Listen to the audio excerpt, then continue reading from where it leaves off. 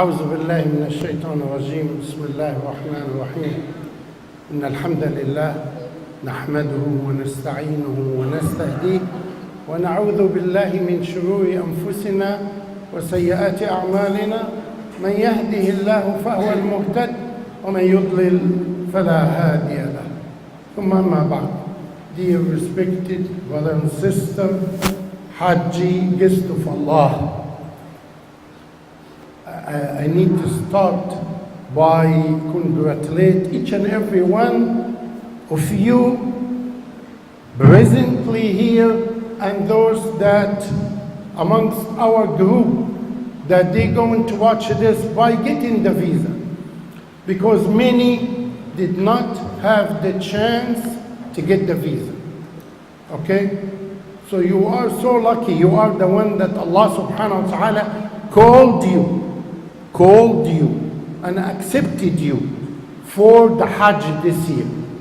Because I need from you to value the ni'mah that you have. And remember, it's not because you paid the 8,000, the 9,000, the 10, 11, it's not because this you made it. You made it because Allah called you and you been among the chosen one. I think I'm from Egypt and I have, mashallah, always my group, most of it from Pakistan and India and Bangladesh. We know that millions back home crying for this trip. We agreed? Yes? That's why I need from you to value this gift. How I can value this gift and what I mean by this. Listen to this ayah that Allah subhanahu wa ta'ala said, ذَلِكَ وَمَنْ يُعَظِّمْ شَعَائِرَ اللَّهِ فَإِنَّهَا مِنْ تَقْوَى الْقُلُوبِ. Those that they value the pillar of Allah, it is a good sign of taqwa that people have. I need to prepare you the difference between our group and other groups that I took the covenant on my shoulder to deliver as much as I can and in my ability, and you will see it by your own eyes. We did not get your money and the relationship done. No. You will see the team that you see them working around you, working over there for you to make sure, inshallah, by the will of Allah, for each and every one of you, you get the Hajj Mabrur. This is our aim. Anyone listening to me or present in the room has other aim. Are we going to get the title only, or we would like to gain the maghfirah of Allah? We're going for the maghfirah. The Prophet sallallahu alayhi wa sallam said, Man hajja falam yarfus walam yafsuq raja'a kayawma waladatu ummu.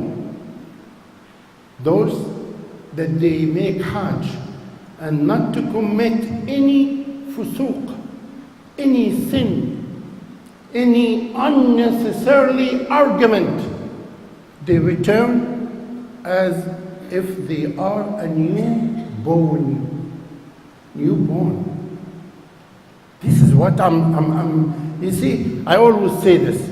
I'm ready at the end of the trip to put my head on the floor for anyone to step on it, but to get the maghfirah of Allah. That's it. It's not how many times we go. This is not the Hajj. Hajj is one time mandatory, and if we take the chance and use the time wisely and concentrate and focus on Hajj, done. Khalas. You don't need to go again. Although the love that Allah subhanahu wa ta'ala will throw it in your heart It's a sign of sincerity. Some people, they said, we went and that's it. One time, mandatory, fard on us, done. And some people, they go and the place takes their heart and mind. And they would like to go again and then again and again. One of the sisters, I remember her, she said, Brother Mansour, you took me to this trip. I did not know what I was missing. What I was missing. And mashallah, she did repeat it Hajj with us 3 times. Although the cost today, as we know, it is really too much according to new rules and new construction, 5-star hotel. But this is not the case. I need you, please, to focus on your Hajj. Use your time over there wisely and not to concentrate on the environment around you. We all, alhamdulillah, Allah gave us here and bestow upon us plenty of ni'am. Yes? And we're going to share rooms with others. I'm going to be in a room for 4. I'm going to be in a room for 5. Different people. Some of them have manners. Some of them, we have to remind them each time, please lower your voice. If you would like to talk outside, give a chance to the brother to rest, etc. But we need, again, not to let the shaitan spoil our Hajj. That's why I'm going by the will of Allah subhanahu wa ta'ala. If Allah permits me to live throughout the trip, we're going to be ongoing meeting with you. I started with this meeting that I would like to upload it for each and every one going into our group to hear me. To hear me. It's very important. Allah favor you. Do not let the shaitan spoil your Hajj. Don't give him that chance by anything. This room is too crowded. The Mina is too hot. When you go to Mina, this is another issue. After the 5-star, we're going to be sleeping on the ground with a mattress. But think of the wisdom behind this. Each and everything and every move that we do it through this Hajj has a wisdom. It's not me who demand you to go to Mina and Arafah and Muzdalifah and throughout the pillar. It is Allah. And it's not only Alehsan group, 200 plus people going. 4 million people plus are going to the Hajj. And our duty, especially for those that they did not go before, and this is the first time, is to make it as safe as possible for you. When you listen, when you attend a meeting, when we call you for a meeting and instruction, please comply. Please, for your own good. And we do it for a purpose.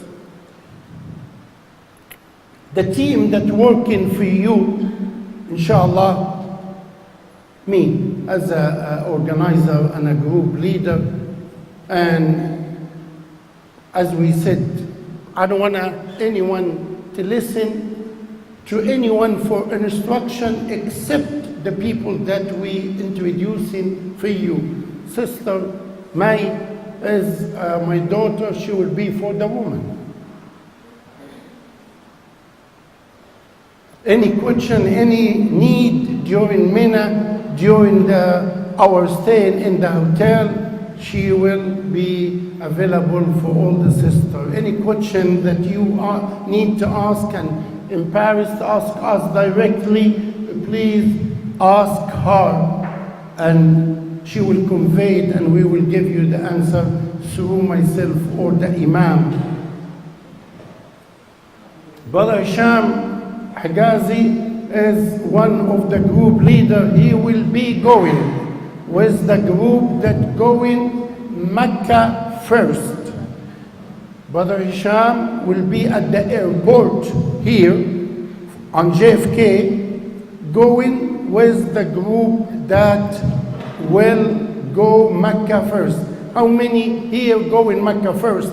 And they know that they are leaving on the 13th or before, but we're gonna be we have actually in the group more than 47 people going to Mecca first among you present, and they will be watching me throughout the video that we recorded.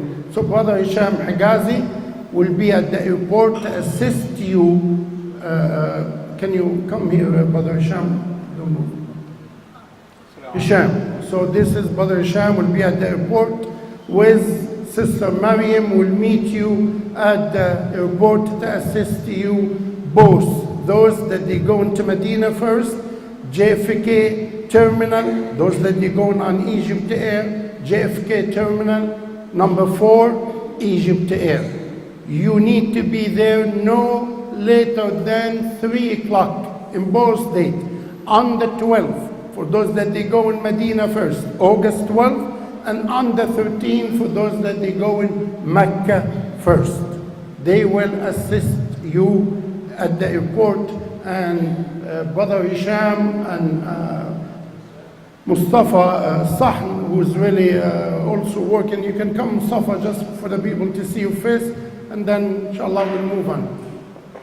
Brother Mustafa also going for Mecca first, and he will be assisting you at JFK all the way until I receive you and I meet you at Jeddah Airport to complete the trip.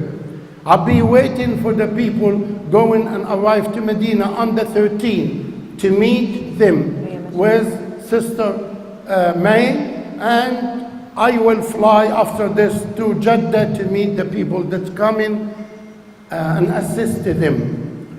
We will talk about the issue one by one. Brother Omar Belushi is a Saudi. He has his own team in Medina to finish all the process in Medina. In my present and also when I am in Mecca or Jeddah, he will take care of the group. We have, as we said, team under your order for any need, for any help. Again, our relationship or the relationship between us and you, it is based on that you are the guest of Allah and we are the one that Allah chose us to serve you to the best of our ability. And this is what I need each and every one to understand. Our relationship built on, not on the money, not on, who you are, but built on, you are the guest of Allah. And we put ourselves in this position of carrying the amana to help you to the utmost of our ability. And don't hesitate. If you need, and if you feel, or if you face any trouble, any inconvenient situation, and instead of keeping it into yourself and be, I need you to come and speak to any of us, and we will explain to you. If it is in our hand to fix it, we'll do it. And you will see us moving into this. I don't want you just, this is what they put me in, no. Just come talk to us, and we will see how to help and assist in solving our internal problem, because we consider this group as a family. Family is not like any other company. You get lost with them. No, you are one of us, and we and all of us here to help and assist you. This is our Imam, Brother Hisham. May Allah reward him. One of the knowledgeable people in fiqh and in Hajj, and he will be guiding all of us throughout the trip. Any question you need in terms of fiqh, and you can address it to Brother Hisham Sarsour. He will join in us in Medina. He'll start with the people going to Medina first, and then he will join us, of course, when they come to Mecca after the 4 night. We need to be prepared. You have to be prepared, and we also have to be prepared. In preparation for the package that you get or in your hand, Sister Maryam did a tremendous work behind the scene. Of course, it's not easy. People think that we get the passport, pass it through a machine, we get the visa. No, it's not like this. It's really, you know, there is time and effort behind this. I know all of you get the ticket late. We try to do our best to fix the ticket, and we will speak about this big problem that we have and we face it regarding to the ticket. One from the airline, and the other issue is from the authority of Saudi Arabia.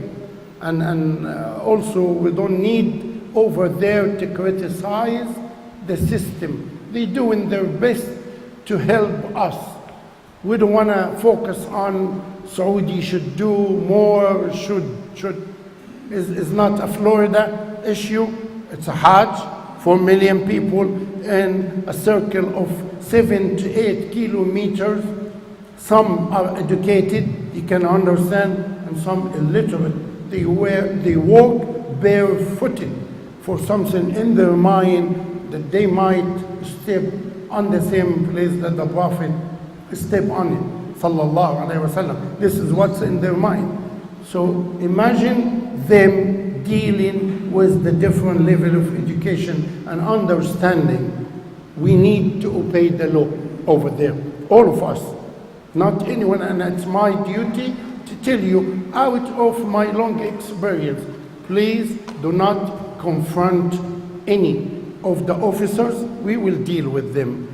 We have our own way to deal with them to facilitate the matter. But for any reason, because we live almost inside the Haram in Mecca, our hotel is Hilton Tower or Millennium Tower is on the marble of the Haram. To get there, it's a big challenge. You will see it by your eyes. So we can reach to a nearest point, and they order us to go back. And we have to be patient, and bus will turn. We can break the rules. Rules is rules over there. So please be patient. Watch and control your temper. Don't lose it. I don't want anyone, even unintentionally, any bad word to come out of their mouths, please.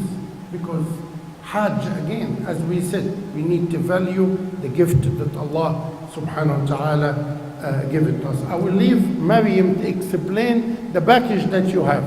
So for you to know what we're giving you and the importance of the package that's been prepared for you, which is, it answers many questions that you guys asking for. She will tell you exactly what is this package about. Assalamu alaikum. Many of you have already spoken to me on the phone or we've met. I finished, alhamdulillah, everybody's things, passports, and we made a little package for everybody. But first thing, your passport I know has a lot of stickers on it, might have papers stapled inside of it. Your picture is also on the back. Please just keep everything on the passport the way it is. It's just making things easier for us, inshallah, because you're not going to see your passport. Basically, when you arrive in the airport, they take it from you. So in Medina, and then inshallah in Mecca as well. So throughout the trip, you won't have your passport. So all these labels and pictures and everything, just make it easy for us to be able to get your passports from the Matawaf office and easily transport things back and forth. Also, inside, some people have their meningitis stapled inside their passport. Some people, they end up falling out in the embassy, unfortunately, but it's very important for you to actually keep a copy of your meningitis record on you, just in case in the airport, especially if you're actually traveling on anything other than Egypt Air, like Emirates Air, they actually want to see it when you're actually checking in. So just keep a copy of it on you, just in case they either ask you in the airport here or they ask you for it in the airport in Saudi Arabia when you arrive. That way, you know, you have it available, easy access, so that if they do need to see it, they can see it. Your visa, of course, is inside. I'm sure everybody took a look at it. It just looks like a green sticker. It also has your picture on it. Again, obviously, you know, as long as the numbers and the barcode and everything, this is obviously what they're going to scan when you arrive, inshallah, in the airport. Then you're going to also have your luggage tags. And I can't express to you how much these are extremely, extremely, extremely important. Extremely important. So you have to fill this out, must. Fill it out with your name, fill it out with contact information, fill it out with your address. You know, on the other side, it also has our Saudi number on there and the contact if, just in case your bag gets lost for whatever reason. You know, again, we're talking about 2 million, 3 million, 4 million people arriving at the airport. So bags can get shuffled, bags can get lost, they can get misplaced. If you don't have your name on there and contact information, it's going to be almost impossible to get it. So you have to make sure that you fill them out, make sure even if you have your own luggage tag, put it on there. Even if you want to put an extra identification on your luggage, you want to add more ribbon, you want to put a sticker, whatever it is, just to make it easy for you to identify your own bag. And just in case it does get lost, we can also easily identify it and get it back for you. Your luggage, especially when you arrive in the airport, you have to keep your eyes on your luggage at all times. At all times. You know, we're going to be with you in the airport. You know, you're going to have a team, but again, only you know what your luggage looks like. You know your luggage best. So just make sure that when you get on a bus, oh, I saw my luggage, it got on the bus, I'm good. I can get onto the bus. Oh, my luggage is right here. Sister May, Brother Hisham, Brother Mustafa, my luggage is this. As long as you put it in the designated spot that when we ask you to put, you know, please put your bags here, please bring your bags down at this time. You know, it's all the instructions, inshallah, that they will be giving you is extremely important that we try to follow, and that way it just makes the process so much easier. You know, if we tell you, for example, you know, we need your luggage to be outside of your room, or we need it in the lobby, right after you come back from Salah, then inshallah, bring it downstairs right after Salah. It just makes the process so much easier. And that's why these luggage tags are just so important. We're going to also have extra just in case anything falls off or rips off. So again, if you lose one, just let, you know, Sister May know or anybody know, and they will give you one. And just remember your color, because there are different colors, and sometimes when people lose them, they ask for them, but they don't know what color it was. So just make sure that you take a look at what the color is, so we can give you the same. The way that we did it like this, because I need each and every one to tie it in the metal ring of your luggage. Make sure, even if you need to add extra ribbon to make sure that this one does not leave your luggage, your bag, your suitcase, your handbag at all. We did it. We have a different ribbon from previous year. It used to be, you know, getting loose, or they grab from it and we lose this. No, now I need each and every one to tie to the metal ring in your suitcase as well as handbag. We give you 2 each one, and this is what we really care about it. So this is why we attach in those string to your ID tag or luggage tag. Please make sure to tie it in for us so we can safeguard your luggage throughout the trip, bi'Iznillah. And so what he means also, just don't put it on the side handle that everybody is lifting your bag from. So don't just tie it onto the handle itself. Try to find like a metal piece. There's like usually like a metal attachment. You could tie it onto there just so that it's secure, so that when they go to lift the luggage, they're not pulling this, they're not tugging on it, they're not whatever, so that it doesn't come off. You also have IDs. I'm sorry, can I grab your ID? So everybody also has IDs. Your ID is extremely important throughout your trip. You can even wear this as soon as you get to the airport, because it will also just make it easy for me to identify you, for Brother Hisham to identify you, for my sister to identify you. It's just so much easier, again, in the middle of everybody. We kind of make them nice, colorful, so that we can just pick you out.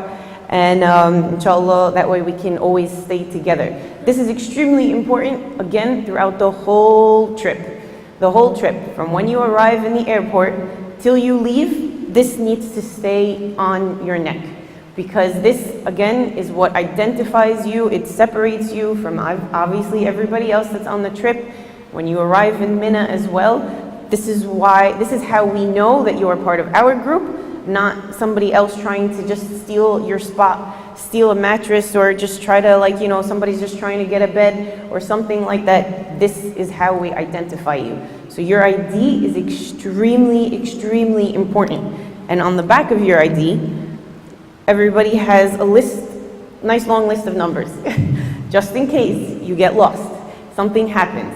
You're in the airport, you arrive to Jeddah and you don't see somebody, or any scenario where you need to get in contact with somebody, you have a long list of numbers that you can reach. The hotel numbers are on here, Brother Mustafa's number will be on here, Sister May's number, Brother Hisham, my father's number also is on here, but keep him as a last resort because he's usually doing something else.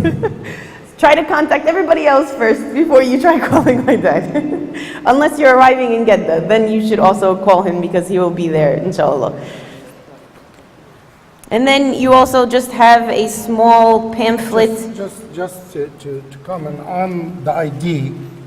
The ID has Saudi number, and it has as well as T-Mobile number. So my number, the one that you're calling me most on it, is working overseas. My number is working overseas.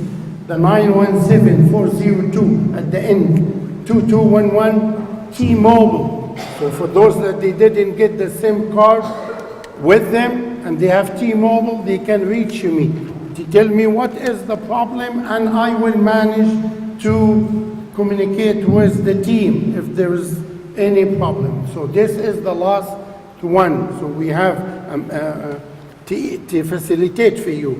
Even Mustafa has also T-Mobile number for you to be easy, because anyone has T-Mobile is working over there. Okay? All what you need, just make sure to inform your company so they don't charge you for roaming or whatever deal that you have with. So it is very important we have American number and Saudi number. Regarding to those that they would like to get a Saudi number over there, because it's cheaper. Now, you cannot get the SIM card, the Saudi SIM card, except by your copy of your passport and a copy of your visa. And in addition, after you stamp the entry stamp at the airport, they will put a number. They will give you a number, either is a sticker with a barcode, or the officer, immigration officer, will write it next to the visa. I'm repeating, you must copy this number on a piece of paper. Just take a picture with your cell phone, something. Take a picture, because when you go to the office for SIM card, they will ask about this number. So they use your fingerprint, they use the first page for information, and they use the entry number that you get in. Is it clear for everyone? Because without this, you're not going to be able to get a SIM card. Before, we used to buy it and give it for you, gift when they allow us. Now, it's very restricted. You will take your fingerprint, first page of your passport information, as well as visa entry number, which is going to be either a sticker with barcode or they write it manually. So please pay attention to those information. Yes, brother. That my telephone, is not unlocked. It's not gonna work. Eh? It's not gonna work over there. You need unlock phone with like the one we take it home, back home. Okay? Yeah. If call the company to unlock it for you before leaving, or the GSM type that we use it in Egypt, in Pakistan, and You can wherever also- we go I overseas. can use that Pakistan's other telephone. Yes, Yes. you can use Yeah. it. But if this one has the smartphone has big advantage over there. Sister May will tell you, drop for Mina, because most of the people, you're not going to get lost of the hotel. Our hotel in Mecca, as I said, you are living in Haram, inside the Haram. To get lost is very rare, okay? But in Mina, we will ask you to do a drop bin. Once you are in Mina, drop bin. All of us know how to drop bin on a smartphone. Drop pin. When you go to the Gamarat, it will be very easy. Alhamdulillah, not like before. People used to get lost for 6-7 hours on their feet. They are next to our camp, but they can't make it. They cannot make it. Now, drop pin when you are in Mina, and then go to the Gamarat from anywhere on your return. You will safe return to our camp, inshallah. Very important point. We need to pay attention to it. The drop bin issue is very important, especially during our Mina. Those in Arafah, they're gonna go to Arafah, and some of them, this is the first time, I need to go see Jabal al-Rahma, okay? Drop bin to our location in Arafah. Drop bin to our tent in Arafah. Take umbrella, and if you would like to do it, do it. You are at your own. But you have to make it back again to our location in Mina, and this is what we're going in our meeting, inshallah, and day by day we will tell you why, while we are there, what should we do, what we shouldn't, and be careful. Sun is too strong over there. People get dehydrated and they fall. They don't realize the weakness in their body, out of the sweat and losing all the mineral from their body, they drop. From our experience, we warn you, she will tell you about the safety steps that we need to take. Okay, and also everybody has just a small Hajj and Umrah guide. It has a few askar, ad'iyah, a kind of overview of the steps, which, like my dad said, you will inshallah have several meetings over there and we will go over that. In the papers that you have also in your package, there's a long list of things that you should bring. Of course, have comfortable clothes. Like we're saying, it's extremely hot. Women, there's nothing specific that you obviously need to wear. Just, try to just wear something nice and light so that you're able to, walk around and the sun isn't beating on you. Safety pins for the ihram. It's, very useful if you keep them with you. For the men, you should also bring small Ziploc bags for the jamarat, inshallah, for when you have your stones. That way you have something to put them in. They don't give these stuff out, so that's why you need to make sure that you bring a few bags with you. Your slippers, you're going to be doing a lot of walking. You're going to be going back and forth to the hotel. You're going to be walking to the jamarat and walking back. Make sure you have comfortable shoes. It's so important because you don't want to end up with splinters and blisters and things like that. So just make sure that you have comfortable shoes. Also, when you're walking to the haram and from the haram, they're tiles. So if there's any water on the floor, which obviously because they have all the Zemzem outside, a lot of people are sometimes spilling it or this or that. So make sure that your slippers and shoes aren't going to make you fall and slip if you get into water. So make sure that the bottom of your shoes or your slippers have that thick rubber so that you're not slipping and sliding on the tiles of the haram when you're walking into the masjid. For also the women, you should definitely keep those small scissors. Obviously, don't put them in your handbag when you're traveling because they don't allow it. Keep it in your big suitcase. But you can keep a small scissors so that way the other sister in the room can cut your hair for your ihram, which we will go over in a little bit. You obviously can't cut your own hair, but you should definitely keep those small scissors with you. When you're in ihram, also when you're in Mina, you definitely need some unscented soap, unscented shampoo if you want, and hand sanitizers. Be very careful with hand sanitizers because you may think that it doesn't have a smell, but if you look at the ingredients on the back of the hand sanitizers, there's fragrance. So you have to make sure that the one that you get says unscented on it, because sometimes you think that it's clear, it's white, there's nothing in there, there's no perfume in it, but if you actually look at the ingredients, it does say that there's perfume. So you definitely need one that is unscented. Any products that you use while you're in ihram cannot have a scent. You have it in your bag. Also for the men, In the package. which we definitely recommend, and we will also show you, get a money belt, like a fanny pack. You can get them on Amazon, you can get them on eBay, you can even sometimes get them from the 99-cent stores. They also sometimes have them for $3 or $4, those fanny packs.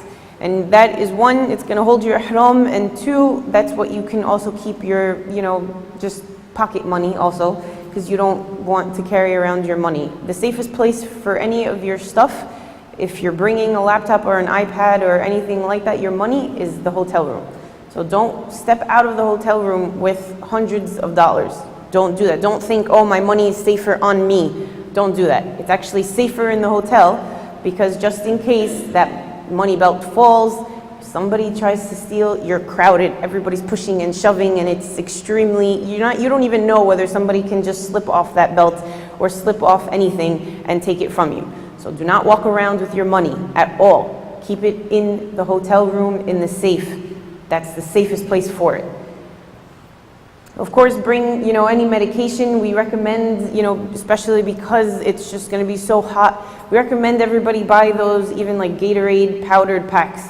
It'll be really good for you if you feel like you're dehydrated. Bring your Tylenol, bring Benadryl, that kind of basic stuff that when you kind of go on a trip, Motrin, things like that, that you can just keep on you just in case you feel like you need it. Emergency is actually really great for you to actually take with you, and actually even just take it throughout the trip. It'll actually just slow the process of you picking up anything and getting sick.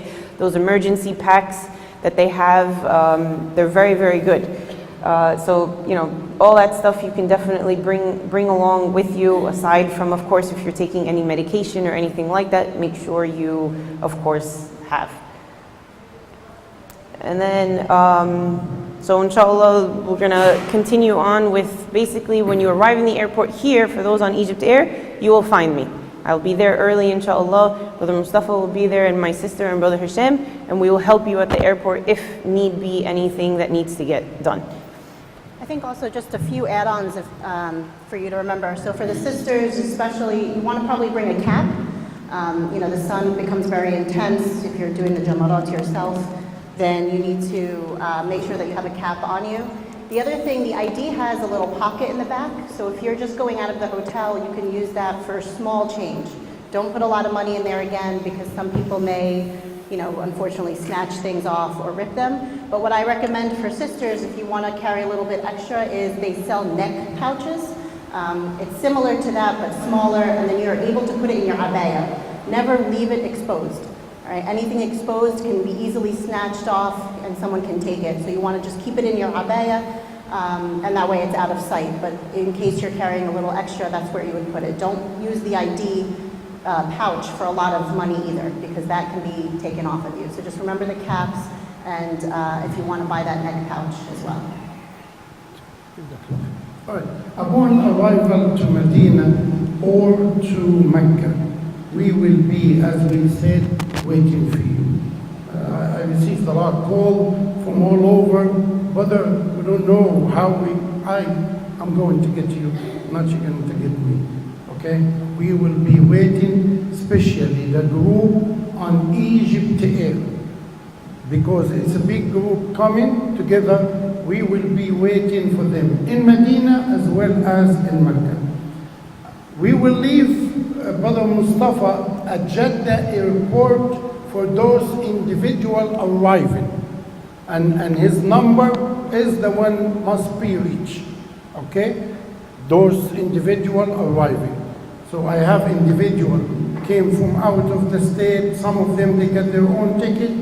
Those arriving to Jeddah, they must reach the number of Brother Mustafa. Those coming on Egypt Air in Medina, as well as in Mecca, by the will of Allah, I'll be the one who receiving them. In order for us to have a smooth, we will have sign for Alehsan. We will get you separated from the remaining of the people. So listen to our instruction. Keep an eye. I need your luggage to be with you all the way, because I said, you the one who knows your luggage. So know where your luggage will be. Okay? Don't leave it thinking that we're going to go inside and bring it. I need you to come with your own luggage and then listen to what I'm going to tell you. Leave it here. I'm going to say those that are going in Medina, we're going into 2 hotels. Green Tower Hotel, and we're going to Rehab Al-Masi Hotel based on the package. So when I said 1 and 2 bus for Green Tower, your luggage must be next to those buses. Those that are going to Rehab Al-Masi bus, the luggage must be in Rehab Al-Masi bus. Although the two, alhamdulillah, the 2 hotels next to each other, facing the Haram. So next to each other, that was facilitated by Allah subhanahu wa ta'ala. Alright? So, but make sure, instead of, I couldn't find my luggage, no. Make sure to put your luggage where we're gonna tell you. This bus is for Rehab Al-Masi, this bus is for Green Tower, for those that they leave into Medina first. Those that they go into Mecca, we have as well 2 hotels. We have Hilton Suite. People go into Hilton Suite, and people go into Millennium Tower, or Hilton Tower previously known as. So please listen to our instruction and be patient now. Those that they go into, we need to speak about very important matter that happened, and we have it on the first page for adjustment happened to your reservation. We did this reservation, the airline reservation, we block it based on expected date. Saudi Arabia work with the Arabic date. And all of us know we here fasted 1 day later and 1 day early. It happened this year again. We couldn't make it 1 day for all of us here in the same country. So that 1 day makes a lot of difference in reservation. We've been faced by another regulation that, the Saudi authority, I can't name people, but the Saudi authority impose on the hotel and the organizer to consider Dhul Qa'dah 30 days. You can Google it, you will see that on Google, we're not making up. That leave ongoing 2 days gap, and on returning 2 days gap with us. Okay? People going to Jeddah. We have to accommodate you 2 days in the hotel in Jeddah, to solve this problem because we have certain date. Alhamdulillah, throughout our communication with the hotel, they solve our one night, but still few hours that from the time you will arrive until we move is based on the condition. I don't know, but we not gonna leave you at the airport. Airport is extremely hot. You're gonna lose your temper from the beginning. So we're gonna take you to the hotel and at the airport. Those that they are arriving to Jeddah first, and I need each and every one cooperation in those matters. Arriving to Jeddah, that will be the trouble time. That's the only, thank you, the only time that I need, I will get you, Osman. The only time that I need your cooperation with me. Those that you go into Mecca first, be patient until I get you, inshallah, steady all the way to your room. And again, we cannot go to Medina. For those that they go in Medina after, and they do the 4 Salah, until the authority permit us to leave. It's not up to me. I repeat, it's not up to me. We wait until they see the crescent, and based on this, they will decide when is the 14th. So we are between the teeth of the, what we call it, clipper, between the day that, or the moon that they see and their ruling time, because they don't allow us to move freely at our own. We need to obey, and we meet with you every day in Mina to update you, to tell you, because behind the scene, rarely you're going to see me, but you're going to see the group leader, because I do work with the authority and the Ministry of Hajj and the Mutawif Association in terms of organizing our group move. Okay? So you can reach me on the phone if you don't see me, and you can reach the group leader that we appointed, Brother Sham, Sister May, and Mustafa, which for any update, and our Sheikh Hisham Sarsour as well. So we would like to mention those. Those that they go in Medina first, and they going to leave after Hajj, we also have the 2-day gap. We inform you in the printout that's been handed, and those only for Egypt Air. Those that they have their own ticket on Saudi Airline and leaving on the 26th, they have no problem. Egypt Air is the one that they give them for the first time this year, hard time leaving. We used to leave in time as we requested. This year we have a delay of 2 nights. We going to move you from our hotel, because our hotel ended on the 14th of Zulhijjah. Hilton Tower going to be on the 15th of Zulhijjah. Hilton Suite on the 14th of Zulhijjah. They didn't comply with the ruling, but we going also to update you because we're negotiating with them. So those on Egypt Air will be moved to Meridian Tower.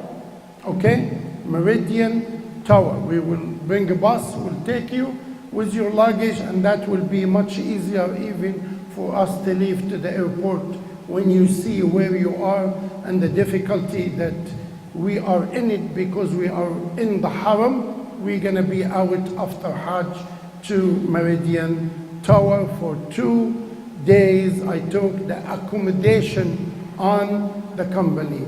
Need to know that this company, which I do represent it, we never ask after we contracted with you. With money, we never ask for 1 riyal. I repeat, nobody will ask you to pay 1 riyal. Even the tip for your luggage, for the porter, we covering that. Nobody pay nothing. We will take care of that. The our transportation, our moving, our additional expense. This year we've been faced with a large challenge. The first challenge of the 2 days extra that we need to accommodate people, which was not budgeted for. We took it on us. And another bigger challenge that the government of Saudi Arabia imposed 10% taxes. This is the first year. None of you pay it. I pay it. Because we can't ask people after they contracted with us to pay that. We pay it. And also you can Google it, that they call it 5% VAT and another 5% at the top of this for municipality. So all I want you to know is that we're doing our utmost effort for your sake. So listen to us, because we don't need any from you except that you go through the process of a Hajj Mabrur. That's it. We will take all the burden away from you, but cooperate with me, please, and the team that trying to guide you. Just one other thing, just so you understand, also people that arrive in Medina Airport and Jeddah Airport, it's two completely different processes. When you arrive in Medina Airport, it's actually a lot smoother, it's much quicker. When you arrive in Jeddah Airport, it takes a lot of time, because the majority of people that arrive in Saudi Arabia are arriving in Jeddah Airport. So the process there it can take hours. It can take hours.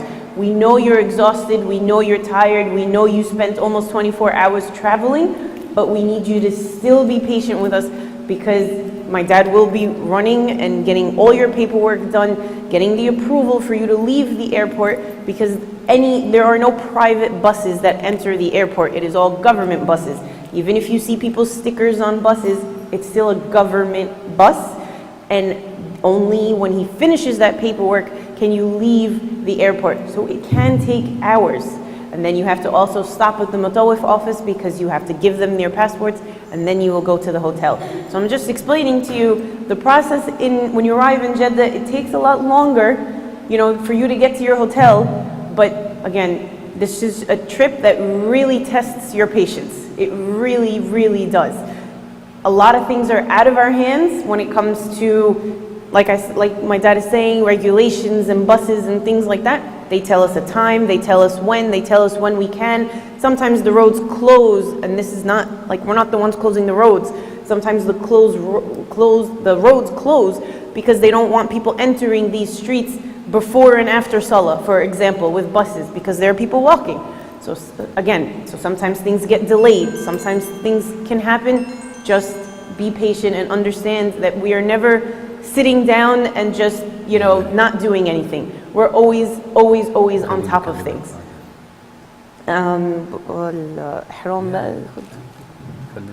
Regarding to the timing, people think, as we said, this is not Florida, it's not the USA. One time I remember the king was making Hajj, and he spoiled my trip totally. May Allah forgive him, King Abdullah, because I live behind the King Palace in the Haram. I always make sure that you gain the reward or the utmost reward by praying in Haram Sharif in Mecca. That's why I rented a hotel. We pay a lot of money for you to gain what?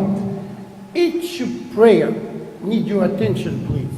Each prayer, you pray it in Mecca, in the Haram, or the Haram boundary, equivalent to 100,000 prayer. What does that mean? What does that mean, each prayer?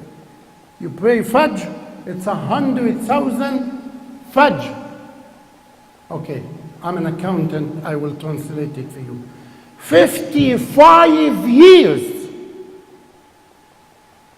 0.3 for each prayer, you do it. 55 years. Each prayer you do it in Mecca. 55 years. You see, that's why Allah subhanahu wa ta'ala promised you. And the Prophet sallallahu alayhi wa sallam through his hadith, definitely you go back as a newborn. You missed the prayer when you're young, Allah is giving you the chance to compensate it. Take advantage of this. Take advantage of this trip, because you might not go back again. You might not repeat it again. Don't lose it. 55 years of prayer. Each prayer I prayed in Haram Sharif in Mecca, you pray in 50 years. Do you think something equivalent to this in your imagination? That's why Allah swore by those 10 days in the Quran when He said, وَالْفَجْرِ وَلَيَالٍ عَشْرٍ. The most important 10 days, even more important than Ramadan. And one day in it, Arafah day, the day of Maghfirah, where Allah descends with His mercy on the people of Arafah.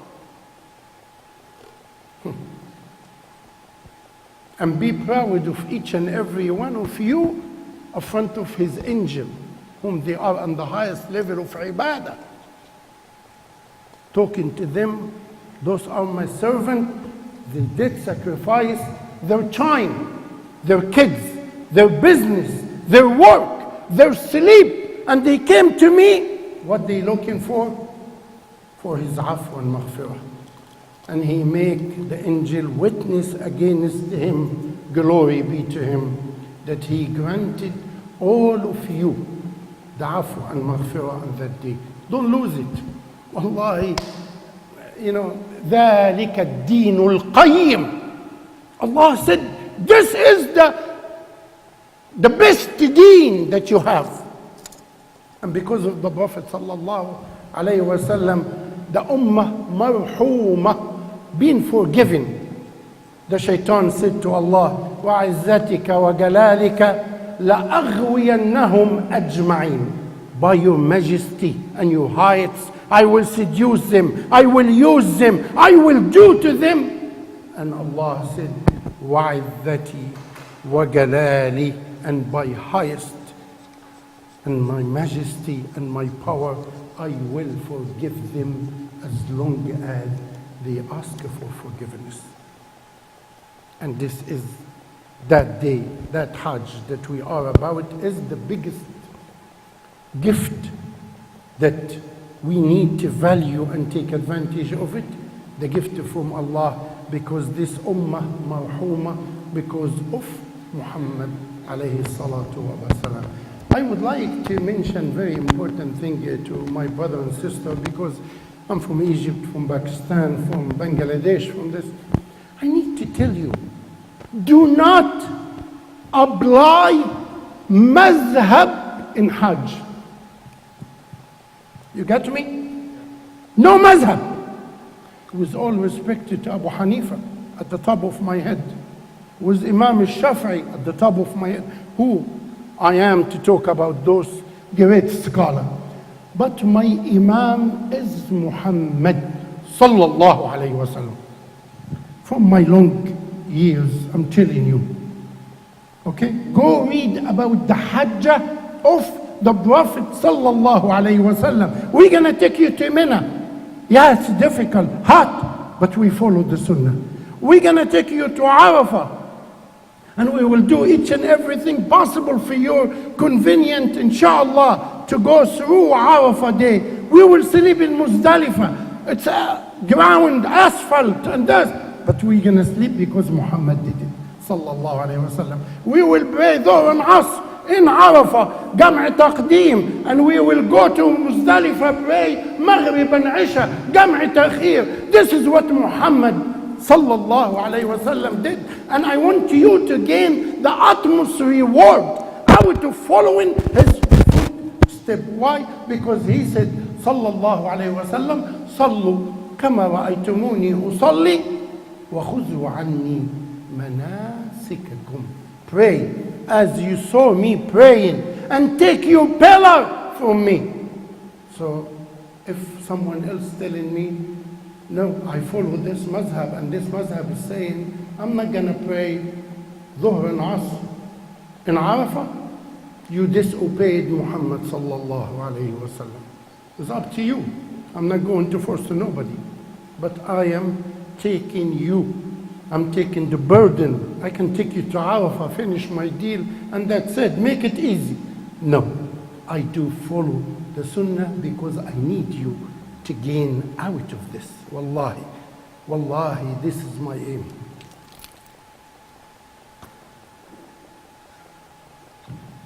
For those that they go in Mecca first, we're going to give them the ihram here.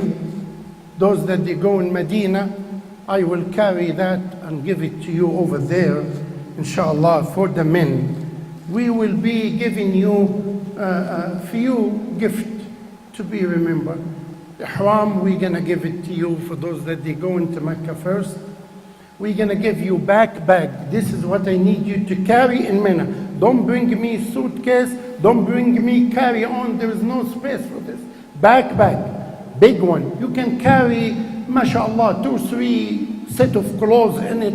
You can carry an extra bellow from the hotel, but take it back. If you need to do so, you can take it, but bring it back because it's amana on you, not on me. Inshallah, I will show you how to wear, of course, those Allah subhanahu wa ta'ala had mandate this on the men to remember the disc clothes. Those are the disc clothes. In those clothes, when you wear it, to my brother, with it, when you take off your clothes that identify you, take with it your title. When you change to this, take who you are with it. You are doctor, take your title out with it. When you are a businessman and a rich man, take this title with you out when you wear this. Remember only the day that you're going to be standing between the hand of Allah subhanahu wa ta'ala and not wearing identifying clothes who you are. Okay? This is who we are. This is what we come out from this dunya with, the 2 pieces that we going to be wrapped at the end. And that's why Allah subhanahu wa ta'ala gifted you this Hajj for you to take advantage of. We need to know how to wear this to the best of our move and not to be hurted with a rash in between your thigh. Okay? You need to always take a space. Open your leg, and then here we are. It's, mashallah, it can fit a big size like us. So you're gonna open, and here is one piece, and the other piece is like this. See, I open now, I can go up to the bus without falling. All right, and you're gonna do this. You're gonna, even without bend, without anything, can stick. Now, 2 things must be remarked here or noticed. Belly button must be covered. Must be. This is awra for men. Okay? And it has to be underneath of your knee. Because I see people, with different, not being really instructed. So here we are. Now I can go up, I can go down, I can move. You can adjust it the way that you are in order not to be rushed. All the time, the second piece has to be, you need to cover yourself because we have women with us. So we need really to be well covered, okay? Here is, this piece has to be like this. So I am being covered totally, guarding my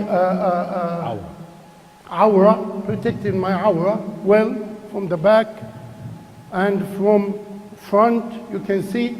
The only time we need to reveal our right shoulder is the time of doing the Umrah al-Qudum. The first Umrah when we arrive to Mecca. This is Sunnah from the Prophet sallallahu alaihi wasallam. So we need to reveal our right shoulder, and we do it like this. But you are in the bus, you are outside doing anything, two pieces must be covered like this, and you can do this. You can use a pen to bend it here. This is the way that you should really wear your ihram during Mina, during our Hajj, during our Umrah. By reaching Mecca, we do this. Only in Umrah al-Qudum, not in Tawaf al-Wada', not in Tawaf al-Hajj. You don't reveal, you don't need to do this, okay? So this is only in Umrah al-Qudum as a sunnah, as well as sunnah is to do the Raml in the first 3 rounds. We're going to explain to you, for those that they go into Mecca first, what is the steps of the Umrah, what you need to really do. It's very simple, because we don't want you to be with a lot of information. As we said, we do it step-by-step process. We are with you in Mina. We're going to talk to you. We're going to meet with you. We have a speaker in the woman section as well as in the men section. We're going to give you the logistic of the steps that we do it, as well as the religious part with our Imam Hisham Sarsour. Unfortunately, our Imam, the Hanafi Imam, Brother Maqsood, is renewing his passport. If he get the passport, inshallah, he will join the group. If not, then Allah didn't allow him to go this year. Now, I have very simple thing. You going now from any airport before arriving to Jeddah by 2 hours. Those that they go into Egypt, put your ihram in Egypt airport. In Cairo airport, put your ihram in Cairo airport. Men will take all of his clothes and wear the 2 pieces of ihram, pray 2 rak'ah sunnah to enter the state of ihram. When you do the salam, you will say the following statement: O Allah, labbayka bi'umrah mutamatti'an biha ila al-hajj. O Allah, I do answer your call with the umrah, enjoying with it to Hajj. If you say that statement, you cannot break between Umrah al-Qudum, the coming Umrah, and the Hajj with another Umrah. No. Because I know people take advantage of over there. I need to do more Umrah. I need to take advantage. I want to do Umrah for my father, Listen to me.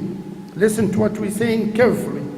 If you are entering the state of ihram and you say labbaik Allahumma bi umrah for myself, mutamatti'an, enjoying until the time of the Hajj, you must keep it as it is after you finish the Umrah. No other Umrah again, and then you're gonna wait. We will do the Hajj inshallah and finish, and if you have time after the Hajj, do another Umrah for your father, for your grandfather, for your mother, for whatever. Clear? Is it clear? You heard me? This is the way. Okay? Now, I have the niyyah and I pronounce it. This is the only pillar that you need to pronounce the niyyah in Umrah, in Hajj. I will arrive to the hotel or to the airport, whatever process we're gonna go through, and then we arrive to the hotel. I need you to pay attention and to be careful. In the plane, do not touch any soap after you enter the ihram. Do not open the bag that they give it to you, the perfumed bag, after your food. Do not open it, the scented. No, no. You're gonna use plain water, no wipes. Be careful. After we arrive to the airport, we go to our hotel. You can take shower, plain water. You have a lot of sweat. The weather over there, may Allah help us, and it's August. You can take plain water shower. And you can use your towel. That's it. And then be ready to go for the Umrah. Now, as we said, we live in a haram in both hotels. We are on the marble of the haram for Hilton Tower or Millennium, and we are across the street for Hilton Suite. Now I need to take my wife with me to do the Umrah. And this is the first time I came. So how I'm gonna do it? We have worker and we have those brothers that they have experience and they know, and the sister that she went before. You would like to stick to one of the brother because you don't know, do it. Okay? We have worker working with us. We can gather all of you and send you with them, okay? To take you to the haram, because we need you for the first time to know the way. After that, you will be at your own. We will do everything possible to help you. Okay? That's what we mean. So by going into the haram, you need to do what for the Umrah? You need to do the first thing, tawaf. We will do the tawaf around the Kaaba. And we should start from the black stone. Brother Mansour, this first time you're talking to me as if I know. Okay, you will see that. When you enter from the door of our door is King Fahd door. Go King Fahd door straight. You have 2 levels. Go down. Do not use the first floor. Go to the, now it's going to be the basement floor or the bottom floor. This is where you need to do the tawaf, because there is people doing tawaf from the first floor. It is too long, too hurting. Try to do your best to be downstairs. And where is the Kaaba? Where you can see the Kaaba. And where is the black stone? You're gonna see green light at your right hand by the wall of the haram. Green light, this is the starting. I didn't know. Then I came all the way and oops, there is the door of the Kaaba. No, you have to go back to the corner, before the door of the Kaaba. This is the black stone. You will see people killing themselves to touch the black stone. This is haram, by the way. Don't push, don't go near it. If you can't, we will tell you a tip. If you would like to follow it, you will kiss the black stone very easy. But we're going to charge you for that. All right, so before, if you miss the corner where you're going to start and you find yourself in front of the door of the Kaaba, come back, and from here, from that corner, this is the black stone. You need to look to the left side. Don't do like this. The right way is to say, Bismillah, Allahu Akbar, even while you're walking. Bismillah, Allahu Akbar, Bismillah, Allahu Akbar, Bismillah, Allahu Akbar. 3 times I intend to make the tawaf around the Kaaba. 7 times, oh Allah, make it easy for me and accept it from me. And you're gonna go clockwise around, and each time you're gonna come to the corner before the black stone. This is the corner Yamani. You will say the dua that the Prophet sallallahu alayhi wa sallam used to say, ربنا آتنا في الدنيا حسنة وفي الآخرة حسنة وقنا عذاب النار. From Rukn al-Yamani, you're gonna say Bismillah, Allahu Akbar once, waving, and then the dua, ربنا آتنا في الدنيا حسنة وفي الآخرة حسنة وقنا عذاب النار. I reach the black stone parallel to it, Bismillah, Allahu Akbar, Bismillah, Allahu Akbar, Bismillah, Allahu Akbar, and keep going. Don't stop, keep going. You will do this 7 times. It happened to me several times because of the crowd, the people that they cry and they speak loudly. Of course, during that you will make dua. If you can cry, cry. You are between the hand of Allah. If this place will touch your heart, react according to the feeling that will happen to you. Some people, they told me, Brother Mansour, I've been in this place and I don't know what happened to my tongue. Locked. Don't worry. Because who is Allah? Allah is the one who created you. He knows you. And He knows what you need. And remember when they threw Ibrahim alayhi salam in the fire, Gabriel came to him and asked him, do you have a need before Allah? He said, علمه بحالي يغنيه عن سؤالي. He knows what I am in. He doesn't need me to tell him what I do need. علمه بحالي يغنيه عن سؤالي. Even if your mouth been locked, Allah knows your need. Okay? Finish the 7 times of the tawaf. Make sure after you finish, you're going to see a monument of the footstep of Ibrahim. Do not touch it, my brother. This is wathaniyah. We're not worshipping Hagar, the black stone or the monument. Don't touch it because you're going to see people kiss it. And don't do this. This is shirk. This is shirk. Look at it. You're going to see the footstep of Ibrahim while he was raising the building of the Kaaba. And after this, go all the way back behind the door of the Kaaba as much as you can, where it's safe for you to pray 2 rak'ah and raise your hand. You have several positions, your dua is accepted. We finished the tawaf. After this, we have to go to as-Safa al-Marwa. Let me stop right here. You entering from the door, King Khalid, and first time you see the Kaaba, stop. Raise your hand and make tahleel and takbir.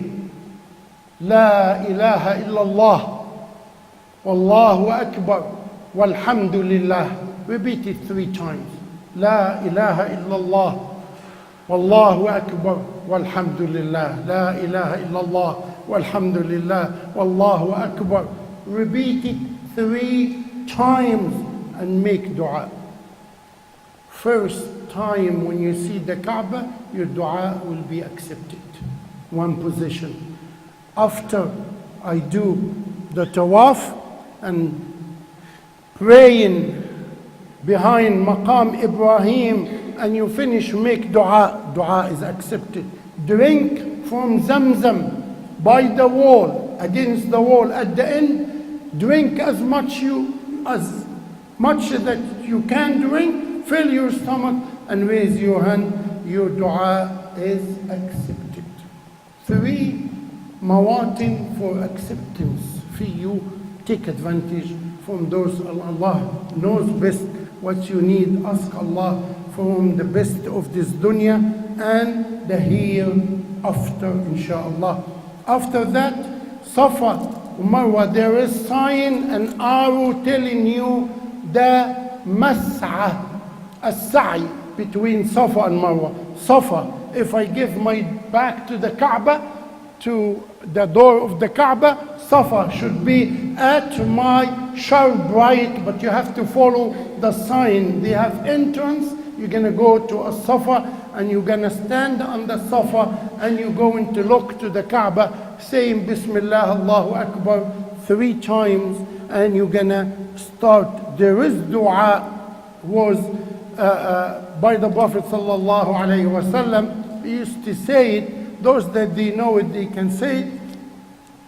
After you say La ilaha illallah, wallahu akbar, ولله الحمد نصر عبده أنجز وعده ونصر عبده وهزم الأحزاب وحده لا إله إلا الله ولا نعبد إلا إياه مخلصين له الدين ولو كره الكافرون. This dua in the Arabic language, you can look in the book of Ad'iyah to look at it, and you're gonna go also reading the ayah from Surah Al-Baqarah, إن الصفا والمروة من شعائر الله فمن حج البيت أو اعتمر فلا جناح عليه أن يطوف بهما ومن تطوع خيرا فإن الله شاكر عليم. Going from As-Safa to Al-Marwa, one shout.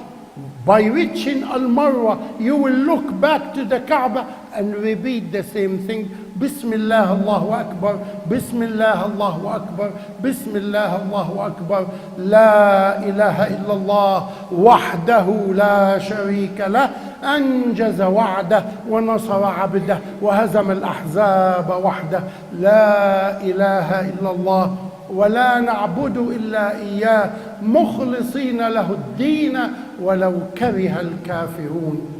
4 men going from As-Safa and Marwa, you will see a green light. They call it Al-Maylain Al-Akhdarin. Green light on the top of your head.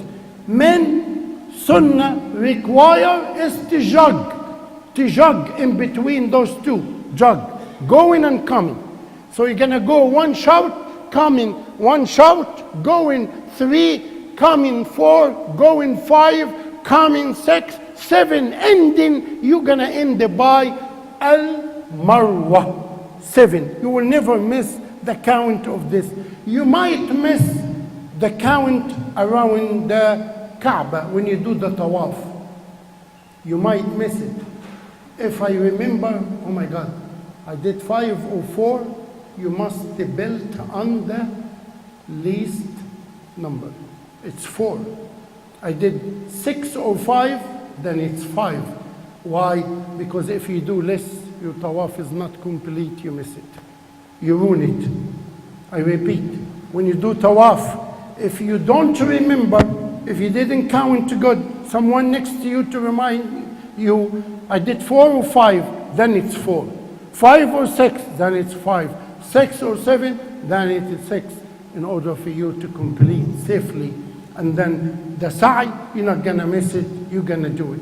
Between the 2 green light, men will jog like this, and you're going to say also a dua. Prophet ﷺ used to say, رب اغفر وارحم واعفو وتكرم وتجاوز عما تعلم إنك تعلم ما لا نعلم إنك أنت الله الأعز الأكرم. By finishing the sa'i between Safa and Marwa, you completed your Umrah. One thing missing to finish, and you change your clothes, is to go to the barber shop and shorten your hair. In Umrah, short your hair.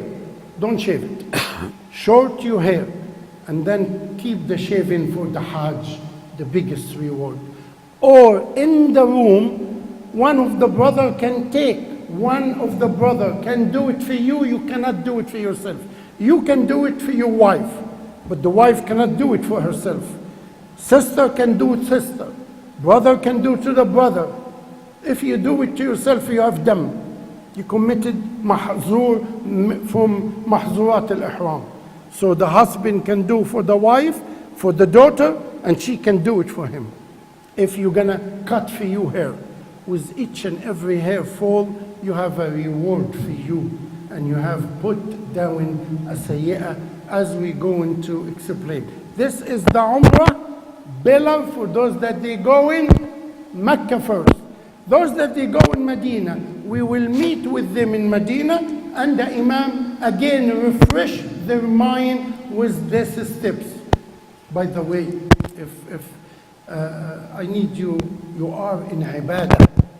When you go over there, don't feel like you don't want to listen, you don't want to hear, because this is from the shaitan, and shaitan always make us uncomfortable. This is your ibadah. We going over there for only ibadah.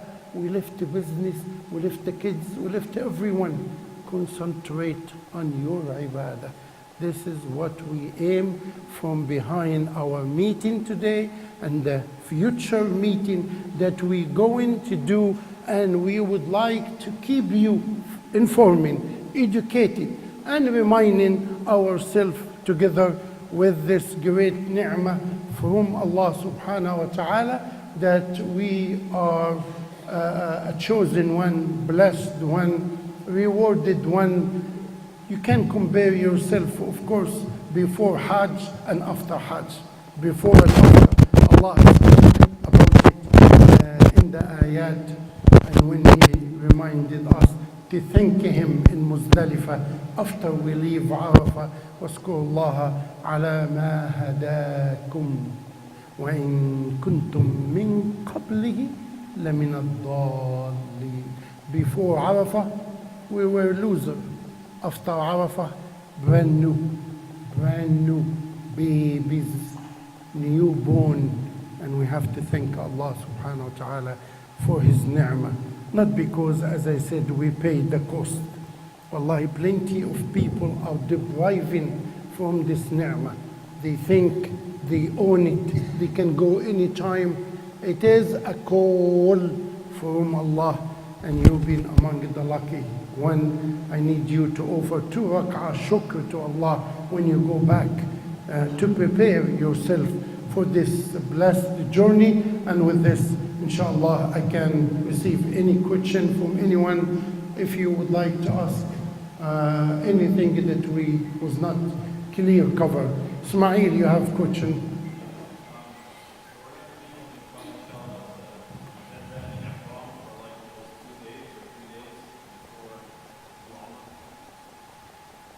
Just a question about, like, when we enter Ihram, we enter on the plane. You enter on the plane or from the airport Cairo.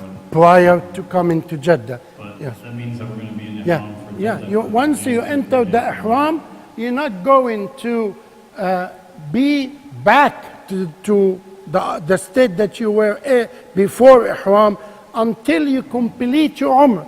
You can't change your ihram clothes. You can take shower, but you cannot do anything from mahdurat al-ihram until you finish your umrah.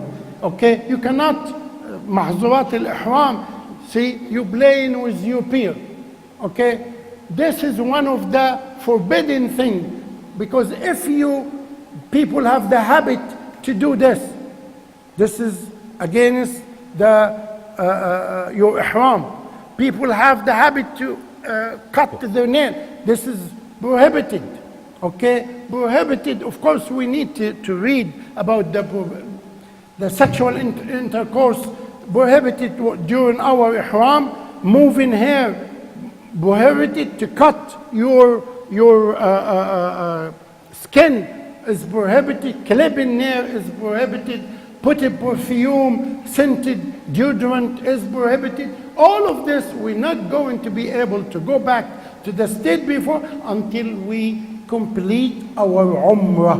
We can take, as I said, shower in between. I can change the clothes if it get dirty or it fall into nagasa. I can do this, taking shower with plain water until I finish my umrah. I go back and wear qamis and sirwal, or put my galabeya, or put my jean and t-shirt, whatever, until we going to meet you back again. Before going to Mina, preparing for Arafah, we're going to get together and we will tell you and remind you, brother, be careful, put your ihram back again, and we will give you the new instruction for the big day of Arafah, inshallah. Just a few pointers. One, I know it's a lot of information. This slideshow will be on the website, that's one. And two, actually your Hajj and Umrah guide has a lot of that du'as that my dad was going over. So it's actually in that little tiny thing. so that you can also just keep it with you, and you'll be able to like recite this. You don't obviously have to just memorize all this stuff. We don't expect you to, memorize everything right now. And yes, you will be in ihram from the time that you are in the airport once you put it on until you get to the hotel, so you will be in ihram for quite a few Brother and hours. sister, Yes, the same, everybody. the same as well. Not days. No, not days. You're talking about just when you're arriving. By the time you get to the hotel, it's just Right. hours. I mean, from the time that you're No, in we're Cairo. talking about the Egypt air people that we have few hours going to spend it at the airport in Jeddah airport. So yes, you we're will be going in to ihram be in for the that state of for that ihram day. You will be, until because anyway, we- when you enter it again for your Hajj, you will also, like in Mina, you will be in ihram for a few days before you do the Jamarat. So it will be a few days. And with the hair pulling and hair falling, it's what's haram is intentional. So of course, don't freak out if your hair is falling. It's normal. Obviously, you're taking a shower, you're whatever. But what's meant by it is like intentional. So don't sit and cut your fingernails. Don't try to you're not trying to obviously pull any hair out or shave or anything like that after. Before you go into ihram, you can put your deodorant on. You can put your perfume on before you enter. That way you kind of got that covered, and then once you're in ihram, like I said, you use anything and everything must be unscented. Everything has to be unscented. And when you're also doing your tawaf for around the Kaaba, that is a salah. So you are in prayer. Please don't hold your phone, don't text, don't answer a phone call, don't, even if somebody's trying to find you and trying to reach you, you're in salah. So the same way that when you are praying, you're not going to answer your phone while you're praying, that is salah, which also means you need to be in wudu before your tawaf for your around the Kaaba. The sa'i, you don't need to have wudu, but before the tawaf, you do need to be in wudu. So that way you just are aware also of that. Again, all these steps, if you're going to Mecca first, Brother Hisham will be with you. Any questions and any problems that you're having there, he will definitely, help you out over there, inshallah. Inshallah. I need to know now, can the men go into Mecca? Raise up your hand. I have 1, 2, 3, 4, 5, Yeah, you're going to 6, 7. Mecca first? Yes. Yes. 8. So get me 8. Get a home. I think another point that you need to remember is just always be aware of your surroundings. It becomes very confusing when you're there, whether it's Mecca, whether it's Mina. You want to know the doors that you're entering from, leaving from. So every door is labeled. Whether you're in Medina, whether you're in Mecca, it usually has a number and it will have a name. They're like king names or the names of the Sahaba all around. Know which door you're entering from. So once you leave your hotel, you want to try to figure out what door is closest to your hotel so that you're aware. And that applies whether you're in Mecca or in Medina. Always write down the number of the door. You get lost or you move around or you're shuffled around, you can always get back to the door as your starting point in order to be able to get back to the hotel. For Mina, my dad had spoken about the drop pin. Technology is technology. Sometimes it doesn't work. It's a really good option that we've learned, over the years, alhamdulillah, to use, but sometimes it doesn't work. Either because the internet is down or whatever the issue is. Still make sure that you're aware of your surroundings. As you're going to make your Rami al-Gamarat, just look what you're doing. There are like passageways, there are bridges. Am I going through one tunnel? Am I going through 2 tunnels? That way when you come back, you're just able to retrace your footsteps. So obviously the drop pin is very important. If everybody knows how to do that, all you have to do is open the map application on your phone, whether it's an Android or an iPhone, push down where you're standing and drop a pin. And then label it, Mina tent, whatever it is.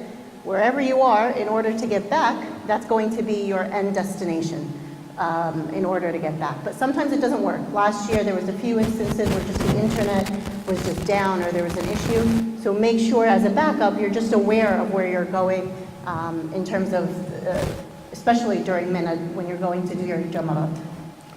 For those that they go in Medina first,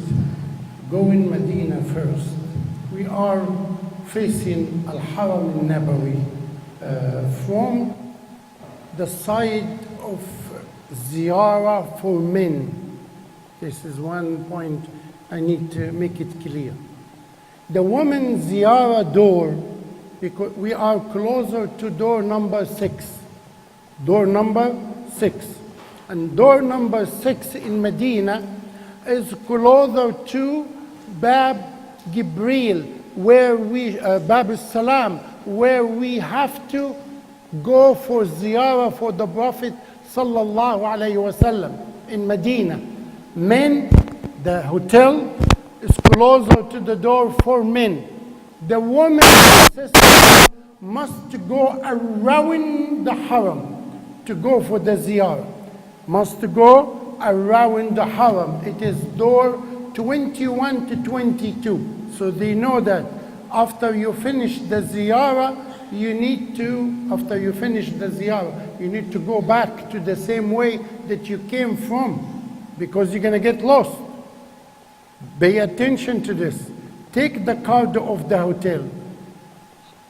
Look at where you're going. Don't go blindly, then you're going to be going around for quite a while. No, we are from the side of the Bab Ziyarah for men, but the women, they must go. And if you look at what I am telling you, this is the Haram Nabawi. Can you come, may just a second?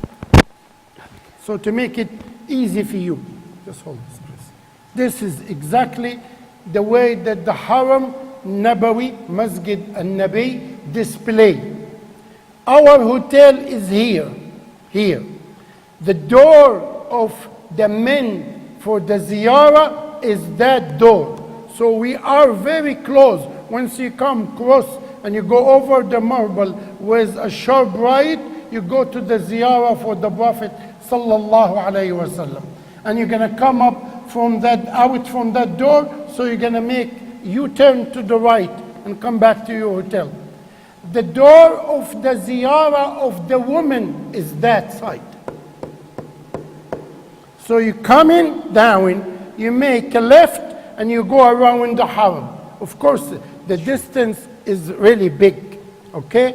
But again, our hotel is this side, and this is the door of the ziyarah for men. The sister need to come out and go to the left, and then go to the right, and they will be coming from that side to do the ziyarah. Of course, the ziyarah is one time, is okay during Hajj, twice is fine, and we're not asking you to do more than this. In Mina, we're going to take you to see the sightseeing.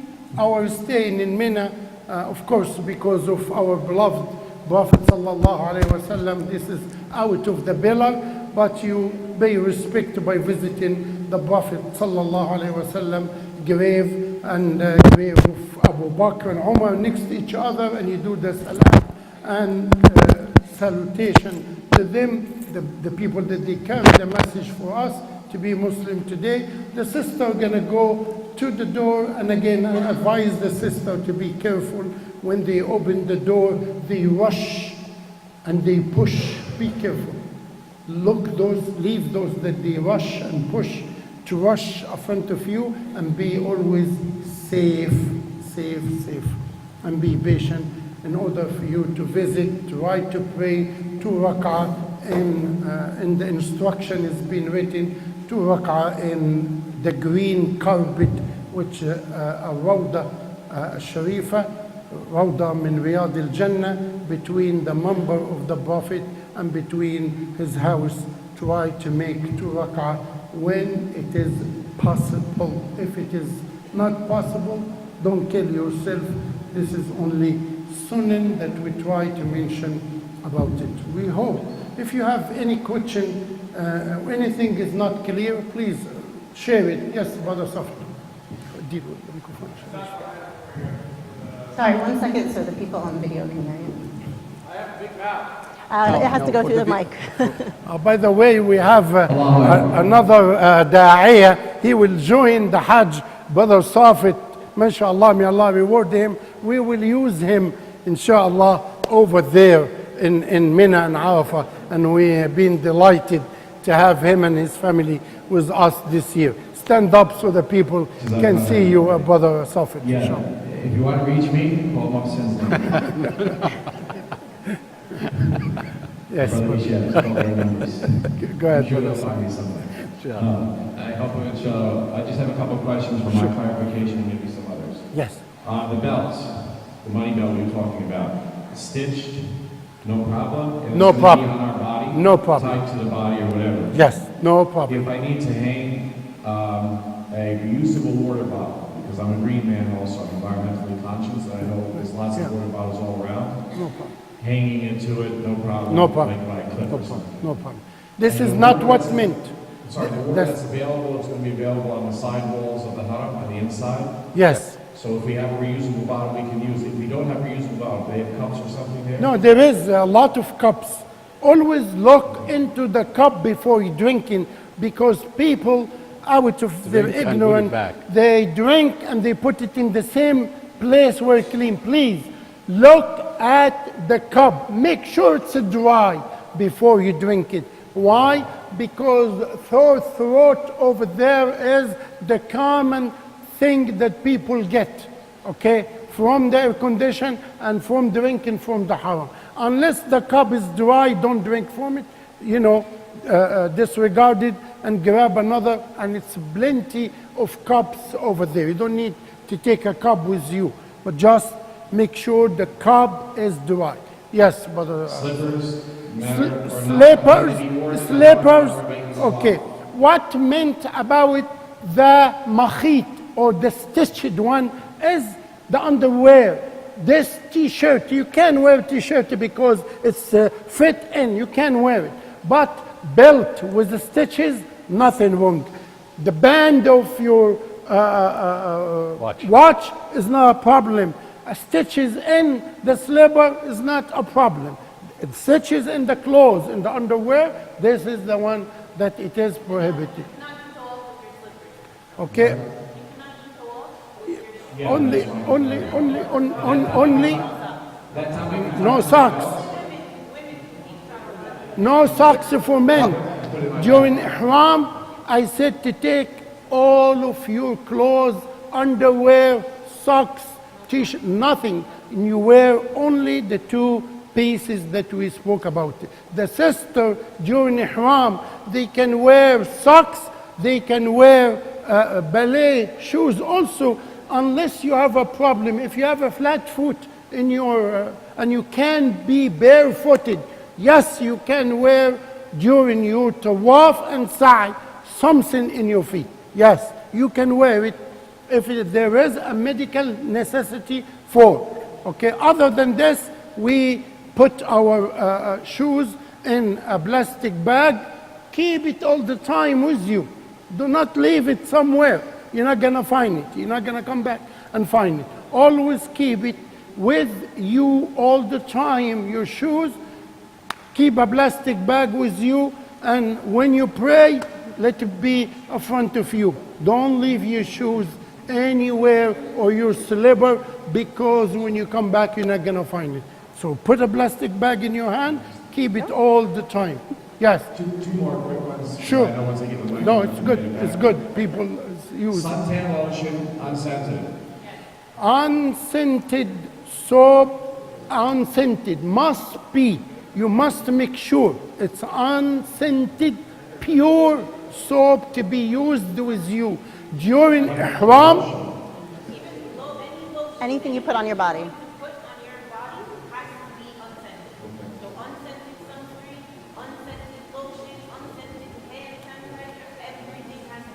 Make sure it is 100%. Otherwise, you're ruining the state of Ihram when you do this. Yes. Lastly, you raised the point when you were talking about making Umrah with your wife.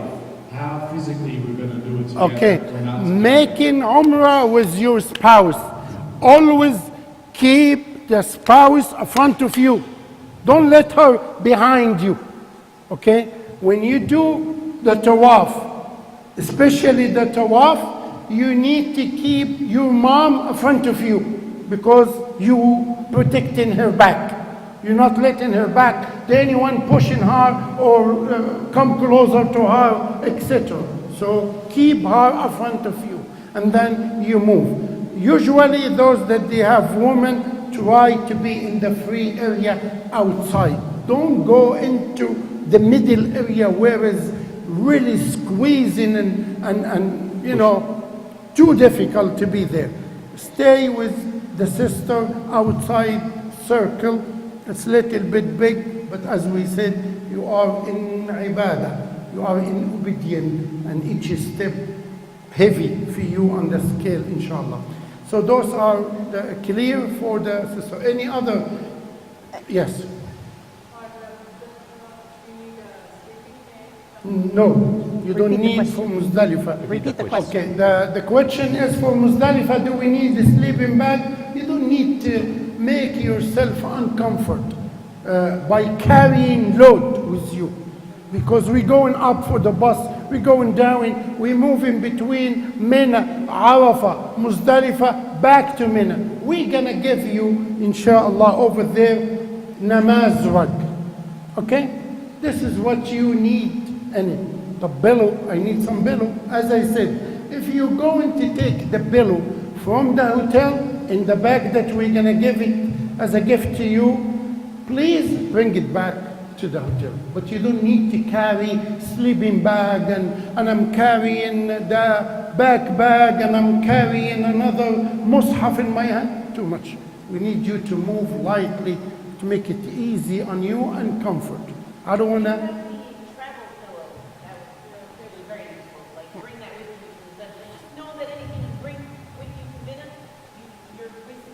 You, it around and nothing valuable, just in case it does get lost. Not something you're going to be so upset about if it ends up getting lost. You have like, they sometimes make them now like really small like sleeping bags. You want to bring them, you're going to carry, you know, it's up to you. And the travel pillows are great. yes, Brother Khan.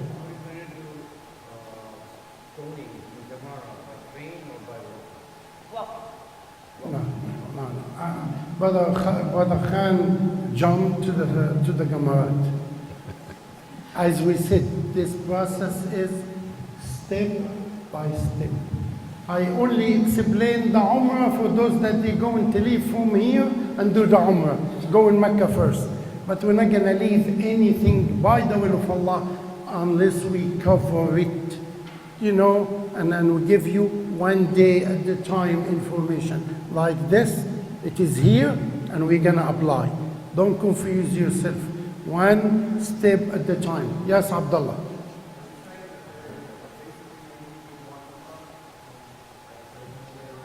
Okay, the Umrah, as I said, if you, inshallah, planning to do more than one Umrah, you wait until you finish your Hajj, and you do Tawaf al-Qudum, and before doing al-Wada' you can perform another Umrah. It's on you. You have to go outside Mecca to Masjid Aisha and do the niyyah from over there, come back, do the same steps of the Umrah that we explain it. But it is better after Hajj. because you have that extra day because of the airline, you know, we didn't want to move you to a hotel and throw you in the airport. We wanted to stay the extra day and stay inside Mecca. You can take advantage of that. You can do the second Umrah after you completed your Hajj, then you could do that second Umrah that you wanted to do or whatever on that day, because we still kept you in Mecca. We didn't want to take you outside of Mecca where you're just sitting in a hotel in Jeddah. We still wanted you to get the rewards of the prayer, and then you can do your Umrah at that time.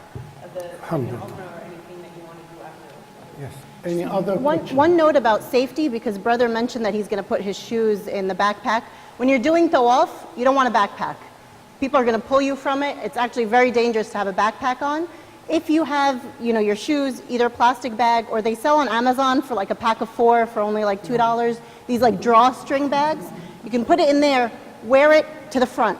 Don't wear it on your back. You're going to get pulled down. You're going to get caught in the crowds.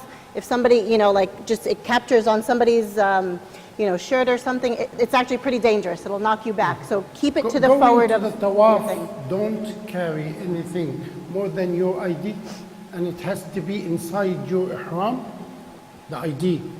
The only time I need your ID to be exposed at the airport for me to know you, and in Mina.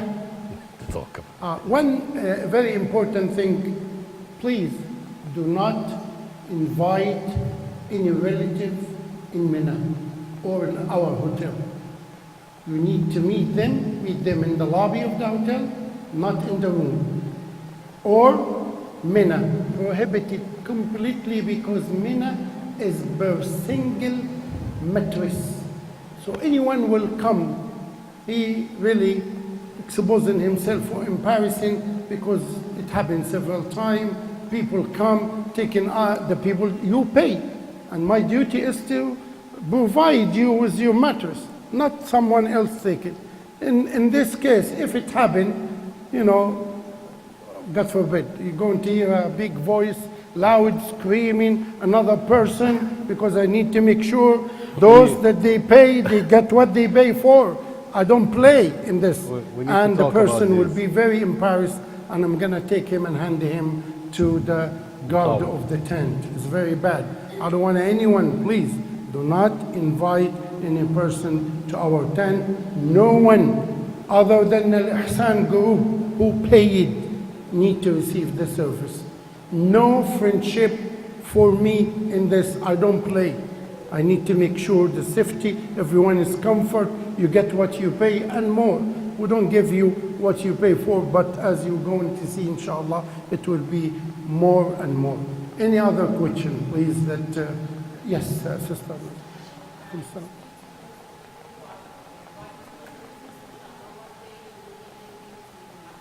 Yeah. Sure, you go in Medina, you're leaving on the 12th, and you arriving on Egypt Air on the 13th. So 13, 14, 15, 16, 17, you're going to, that's, by the way, Friday. You're going to pray one Friday in Medina and another Friday in Mecca. How lucky you are. It worked like this, alhamdulillah. So after Friday, we're going to move directly. Buses will be up front of the hotel. You pray Friday, I'm going to say that, and the imam and the group leader will inform you. You pray Friday, and to the bus moving to Mecca and stopping on the way. We're going to do ihram from Zul Hulayfa, where the Prophet sallallahu alaihi wasallam put his ihram. You're going to wear your ihram in the hotel. We pray the 2 rak'ah in Abyar Ali or Zul Hulayfa as he did. I promise you, this is a sunnah way. We then move to Mecca, inshallah, safe and sound, inshallah, on the 17th of August. Okay?